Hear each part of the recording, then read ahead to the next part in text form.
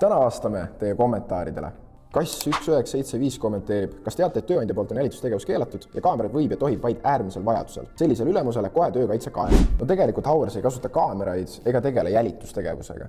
Tegemist on tavapärase tööaja arvestusega, mis toimub kooskõlas isikuandmete kaitse ja töölepingu seadustega. Steel Element kommenteerib, kuidas on võimalik seda kõike jälgida. Võimalikud lahendused on näiteks sisse- ja väljalogimise täpis, tööaja märkimise süsteem või kaardi- ja kiibipõhine läbipääs, mis registreerib saabumise ja lahkumise. Juht näeb ainult tööajaga seotud andmeid, mitte töötaja pidevat liikumist. Naksik43 kommenteerib, see on iga töötaja õudusunenägu. Tööandja vaates ei ole see õudusunenägu, vaid viis hoida töökorraldus selge ja õiglane.